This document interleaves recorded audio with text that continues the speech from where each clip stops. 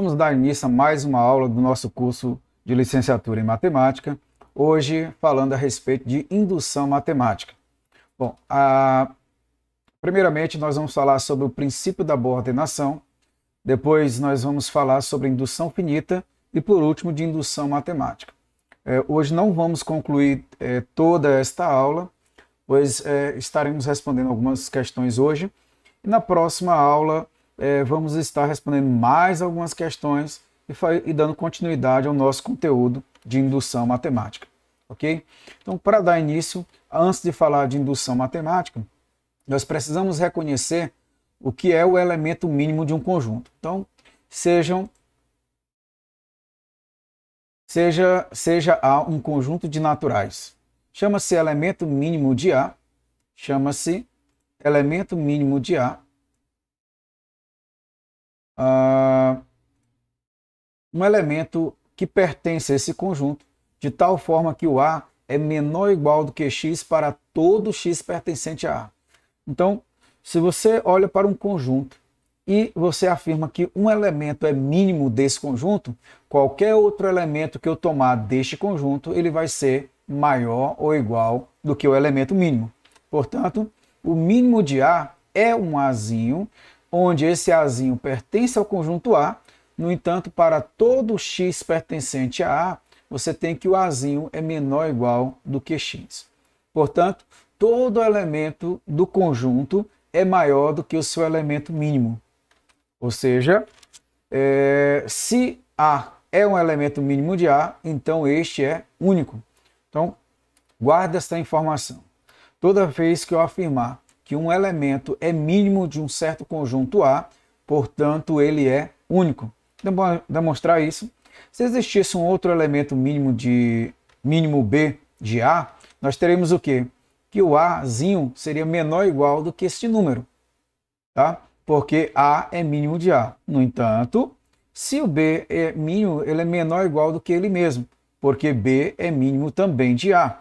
Logo, pela propriedade antissimétrica da relação de ordem natural, menor ou igual que, aqui está em Z, mas também é válido para os naturais, nós temos que o A é igual a B.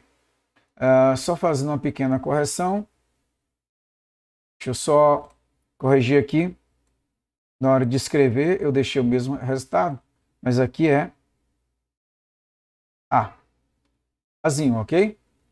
Se eu não colocar isso, estaria errado. Então, o A é menor ou igual do que B, porque A é mínimo do conjunto. B é menor ou igual do que A, porque o B também é mínimo desse conjunto. Ou seja, eu teria dois elementos mínimos, mas pela propriedade antissimétrica, eu tenho que o A obrigatoriamente é igual a B. Bom, observação, o elemento mínimo de um conjunto A, se existe, denomina-se também primeiro elemento de A, ou menor elemento do conjunto. Ou seja, o conjunto dos naturais formados por 1, 2, 3... Professor, mas o conjunto dos naturais não começa pelo zero? Bom, com relação a isso eu não vou entrar na discussão, mas há alguns livros que trazem como elemento mínimo o zero. Em outros livros, o elemento 1. Mas se você tomar os livros de ensino fundamental e médio, lá sempre começam pelo zero. Aqui eu vou começar pelo 1, mas há situações em que eu for responder questões que esse valor vai ser o zero. Portanto, é algo muito variante neste caso, ok?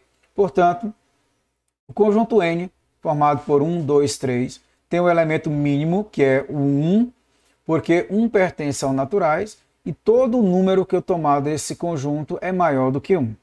Isso é um exemplo. O segundo exemplo é o conjunto A, formado por quem? Formado por x pertencente aos naturais, onde o x é maior do que 12. Tem elemento mínimo, porque se esse conjunto é dos naturais, qualquer número que eu pego a partir do 12 vai ser o quê? O 13, 14, 15, 16, onde o menor elemento desse conjunto é o 13. Portanto, o mínimo desse conjunto A é o 13, porque todo elemento que eu tomar do conjunto A, ele é maior do que o 13. Bom, o conjunto do Z negativo, por mais que eu não esteja tratando ainda do conjunto dos números inteiros, seja, quem são os inteiros negativos? 0, menos 1, menos 2, menos 3. Veja que ele não possui elemento mínimo, porque qualquer elemento que eu vá tomar, o maior deles é o 0, mas eu posso ter valores sempre antes. Antes do 0 eu tenho menos 1, antes do menos 1 eu tenho menos 2, então você não consegue determinar quem é o menor elemento desse conjunto. Bom, já o princípio da boa ordenação diz que todo subconjunto não vazio dos inteiros positivos, ou melhor, dos naturais, contém o elemento mínimo. Todo subconjunto não vazio dos naturais contém o elemento mínimo. Então, nesse caso, dados M e N pertencentes aos naturais, disse que M é menor do que N e escreve-se... Olha como as coisas começam a se definir nesse momento, né? Puxa, espere. Deu um errozinho aqui. Eu escrevo que M é menor do que N. Escrevo que M é menor do que N para significar que existe algum P pertencente aos naturais, tal que o N é igual a M mais P. N, por ser maior do que o M, logo, para que eu tenha o N, ele tem que ter o M mais alguma coisa. Por exemplo, o conjunto A dos números ímpares, dos naturais ímpares, é um subconjunto não vazio de N. Logo, pelo princípio da boa ordenação, A possui o elemento mínimo, ou seja, igual a 1.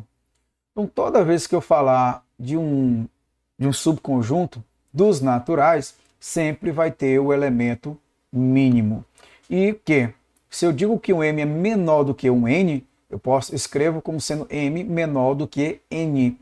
E, neste caso, eu posso afirmar que existe algum número que, ao somar com P, gera o N. Outro exemplo é que o conjunto P, formado pelos números primos 2, 3, 5, 7 e 11, dos naturais, é um subconjunto não vazio de N. Quando eu digo um conjunto não vazio, observe que o conjunto P aqui, eu estou colocando ele diferente do vazio e contido nos naturais. Bom, dando continuidade aqui, nós temos o princípio da indução finita. Seja S um subconjunto dos naturais que satisfaz duas condições. Pelo princípio da indução finita, tem que ter essas duas condições dos naturais. Primeiro, 1 pertence a S. 2. Para todo natural K, se K pertencer a S, o seu posterior, o seu sucessor, também pertence. Bom, nesse caso, nessas condições, S é o subconjunto dos naturais. Ou seja, é o próprio conjunto dos naturais. Tá ok? Se o 1 pertencer a um certo conjunto, e se eu tenho que um K pertence a esse conjunto, e o seu sucessor também pertence, nós podemos afirmar que o conjunto dos números, que S é o próprio conjunto dos números naturais. Então vamos ver aqui essa prova por absurdo. Então vamos supor que, por absurdo, S não é o conjunto dos números naturais. Nós estamos supondo que S não é o conjunto dos naturais. E seja X o conjunto de todos os naturais que não pertencem a S. X, o conjunto de todos os naturais que não pertencem a S.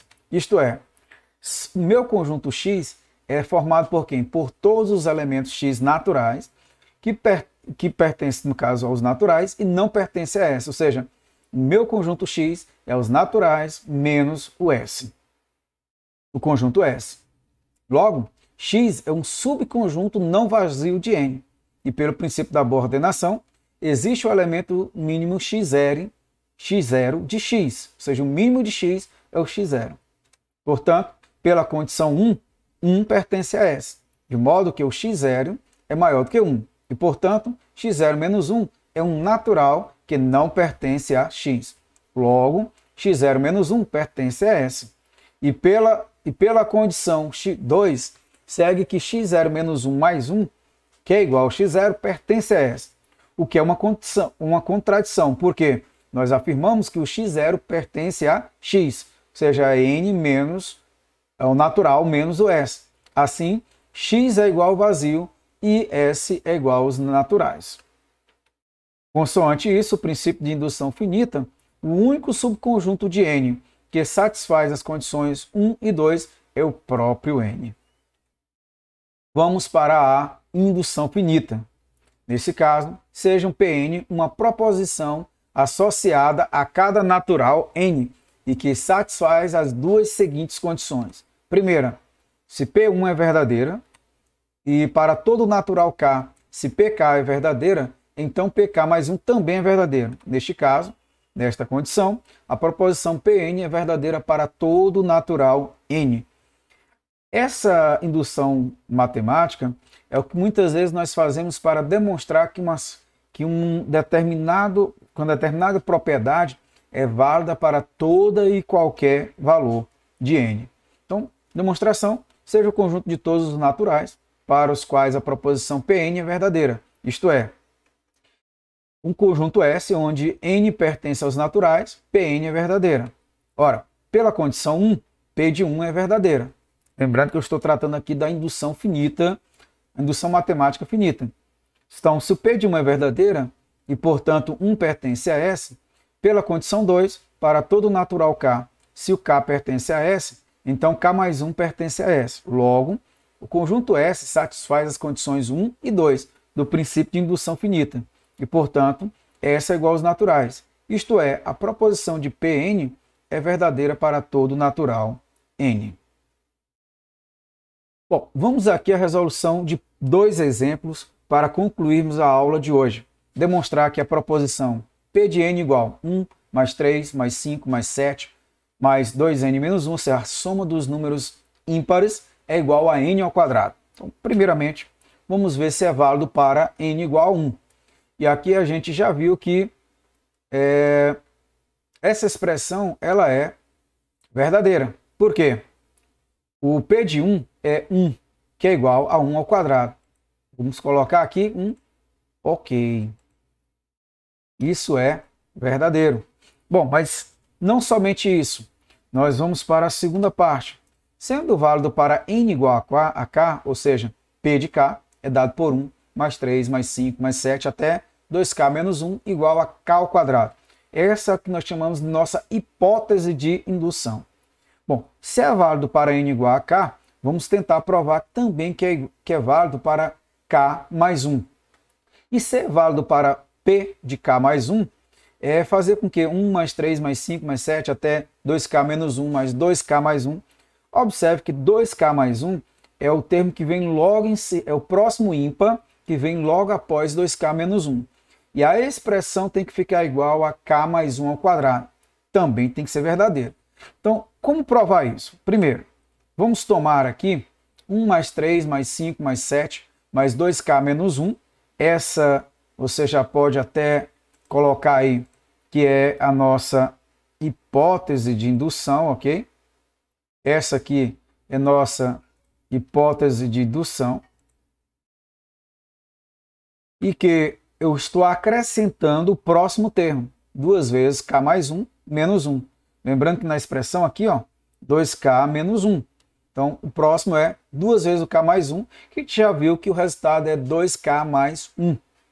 Bom, feito isso, nós vamos substituir aqui a nossa hipótese de indução.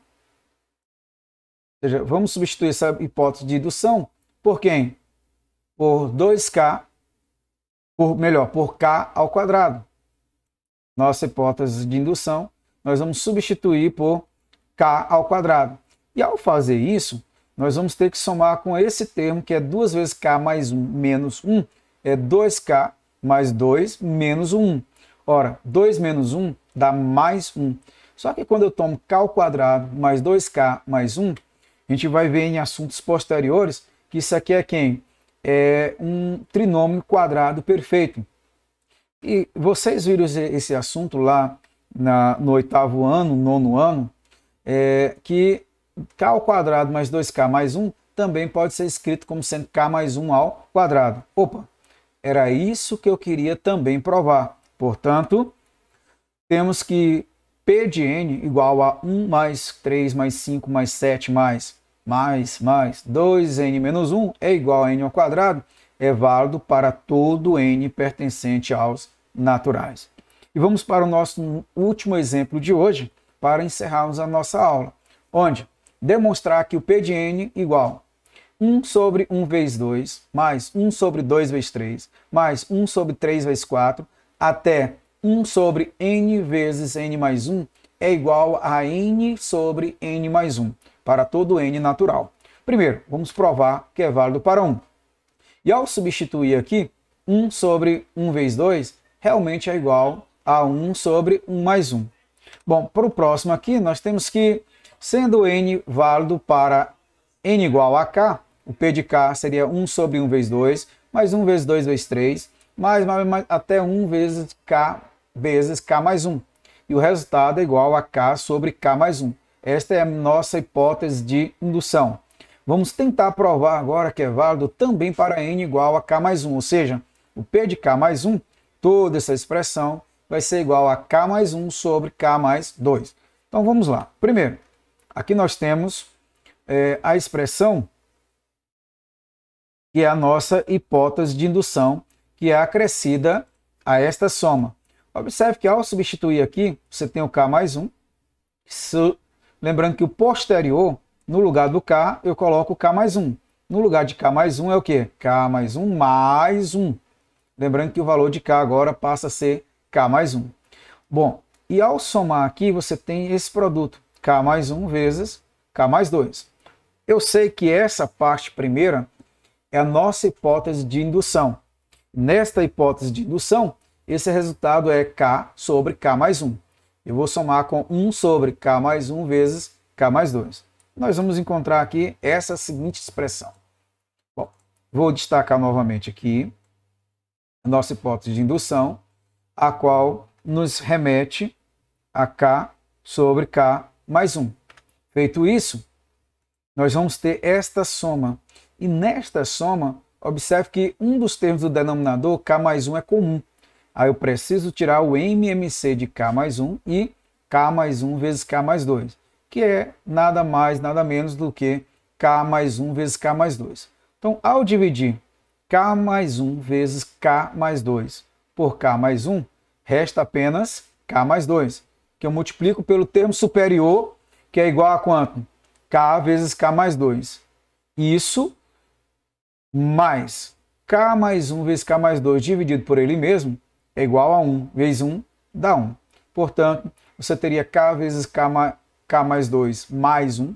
K vezes k é k ao quadrado. K vezes 2, 2k somado com 1. Ora, que k ao quadrado mais 2k mais 1, pela questão anterior, você tem que esse resultado seria igual a quanto? K mais 1 ao quadrado. Como nós temos que esse k mais 1 é diferente de zero, nós podemos aqui simplificar o k mais 1 ao quadrado com k mais 1, cujo resultado vai ficar k mais 1 sobre k mais 2, que é o que nós queríamos demonstrar. Portanto, na expressão nós temos de Pn, ela é válida para todo número natural. E deixo aqui esses 3 exemplos para que os colegas possam estar tentando responder. Na próxima aula, a gente traz a resolução deles e dá continuidade a este assunto. Espero que tenha gostado dessa aula. Você pode se inscrever lá no nosso canal no YouTube e se gostou, dê o seu like lá na aula. E até a próxima.